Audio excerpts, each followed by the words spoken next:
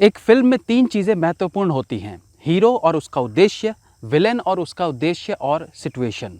जिसमें बाकी सब आर्टिस्ट का सही प्रकार से प्रयोग किया जाए तो एक अच्छा डायरेक्टर ऑडियंस का इंटरेस्ट पल भर के लिए भी फिल्म से जाने नहीं देगा। रिव्यू करेंगे वेब सीरीज मत्स्य कांड।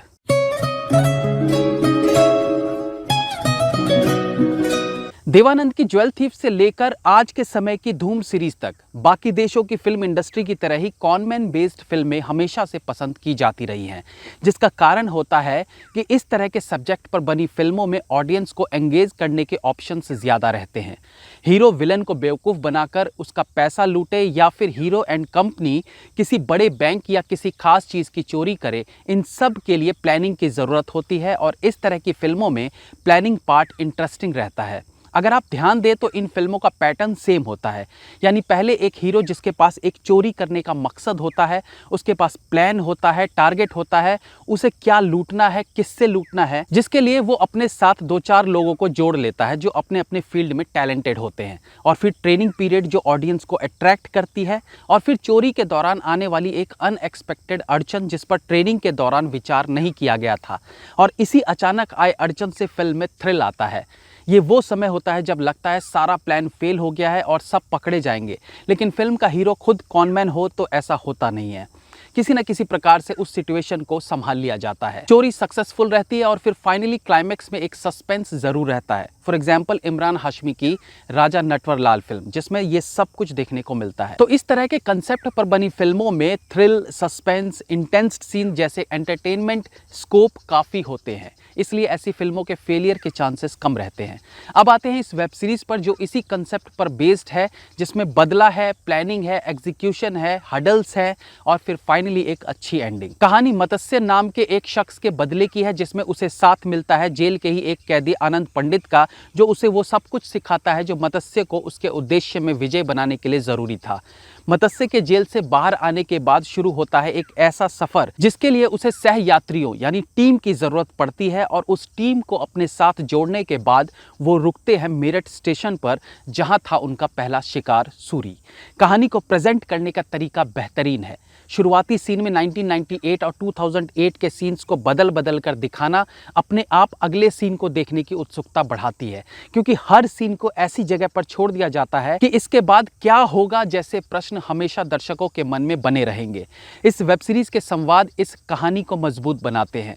महाभारत के दृश्यों, पात्रों और संवादों को आने वाले सिचुएशन से जिस तरीके से कंपेयर करके पीयूष मिश्रा मत्स्य को समझाते हैं वो अद्भुत है। कर्ण, द्रोणाचार्य, अभिमन्यु, अर्जुन, कृष्ण, इन सब पात्रों के एग्जाम्पल्स के साथ पीयूष मिश्रा यानी आनंद पंडित मत्स्य को अपने और उसके प्रतिशोध के लिए तैयार करते हैं। इस तरह की फिल्म में मेकअप डिपार्टमेंट का भी एक अहम रोल रहता है। कॉनमैन का वेश बदलकर सिचुएशन से बाहर आना भी नया नहीं है, और इस कहानी में भी रवि दुबे के अनेकों रूप देखने को मिलते हैं, जिसमें मेकअप डिपार्टमेंट का अच्छा काम देखने को मिलता है। किसी भी कहानी में विलन की अहमियत उतनी ही होती है जितनी हीरो की। तो इस कहानी का विलन है एक एसीपी यानी रवि किशन, जिसका मकसद है इस कॉनमैन को पकड़ना। विलन इसलिए कहा कि उसका मकसद सही है बट नीयत गलत है। रवि दुबे जो टीवी सीरियल्स का एक जाना माना चेहरा है, वो इस वेब सीरीज में अपने किरदार को पूरी तरह से जस्टिफाई करते हैं।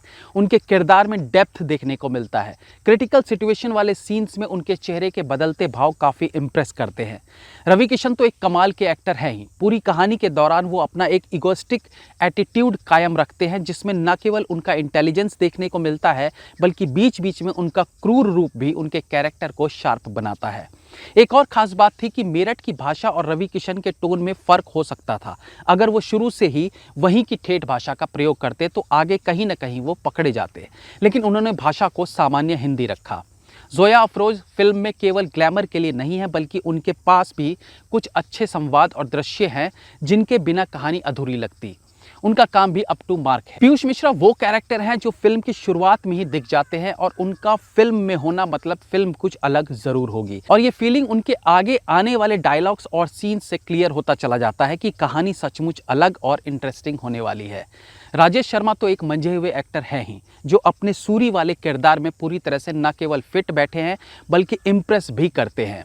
स्क्रीन प्ले ज़बरदस्त है। इतने अच्छे तरीके से सीन को प्रेजेंट किया गया है कि आप कभी कहानी से डिस्कनेक्ट ही नहीं हो पाएंगे। और एक फिल्म के सफल होने में स्टोरी के बाद जो सबसे बड़ा रीज़न होता है वो एंगेजिंग स्क्रीन प्ले ही होता है।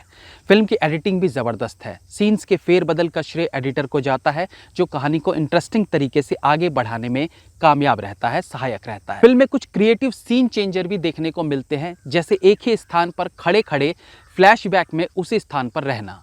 रवि किशन और नर्स के बीच एक इसी तरह का सीन देखने को मिलता है, जहां सफाई के साथ कैमरा हैंडल किया गया है और ऐसे सीन्स में स्टेबल्ड कैमरा काम आता है।